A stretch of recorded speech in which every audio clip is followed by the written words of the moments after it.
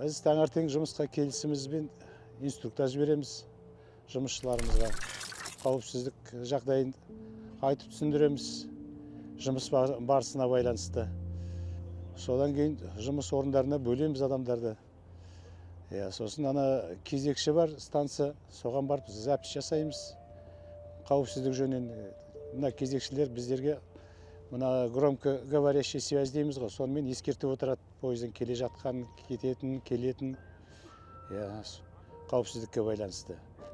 Сосын мына бұрмаларды нелерін өлшейміз, апта сайын өлшеп, сол бойынша қызмет атқарамыз. Вагонымыз бар, мобильный диагностика, жолдың ақауларын тексереді.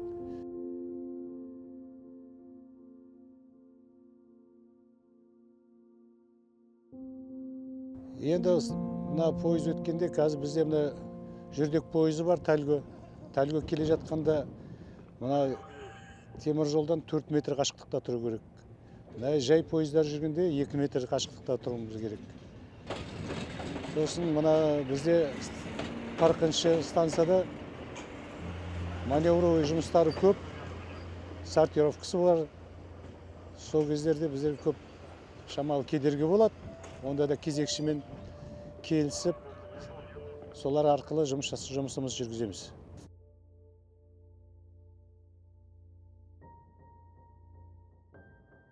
Күнделікті пландарымыз бар.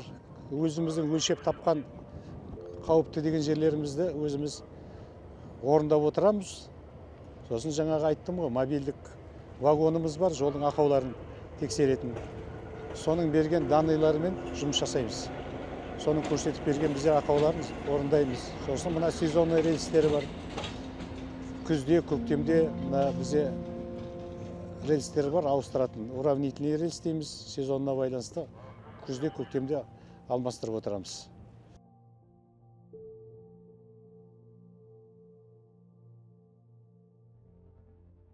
Жұмысқа күніге бізде жаңағы отпускасы бар, кейде адамдарымыз ауырып қалады.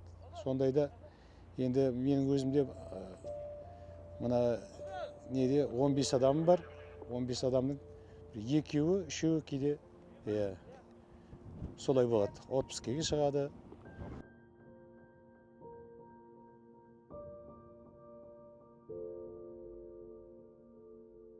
Жас мамандарға енді жұмыс бірде ауыр, бірде жеңіл. Ол енді жұмыстың ретіне байланысты күнбе-күнге. Жаздық енді мына біздерде көбінесе материал айырбастаймыз. Сол кездерде шамалы ауыртпалық болады. Бізде енді жаңағы норма деген болады.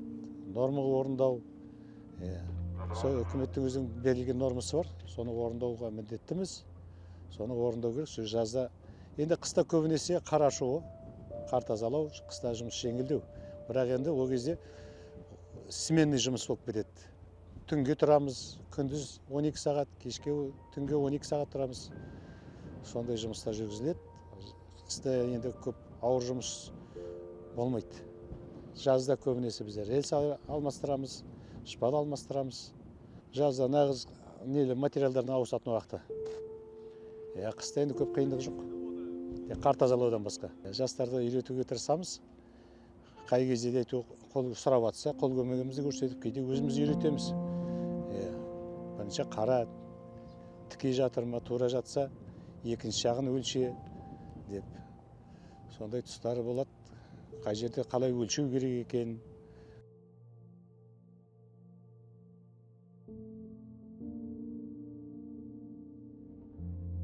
Теміржолға біздер енді осыған бейімделіп, әбден үйренісіп кеттік.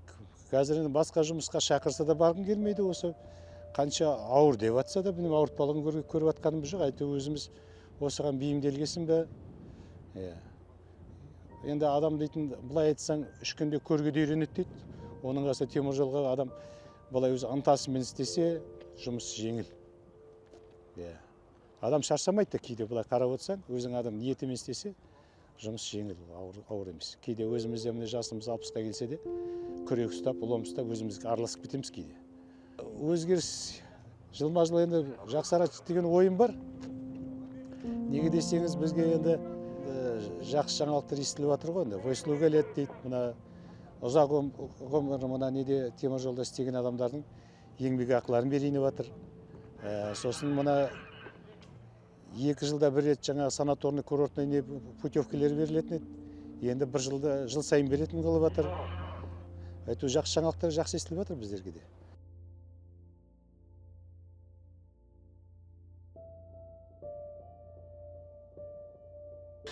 Жас мамандарға айтатыным, темір жолға келіңіздер.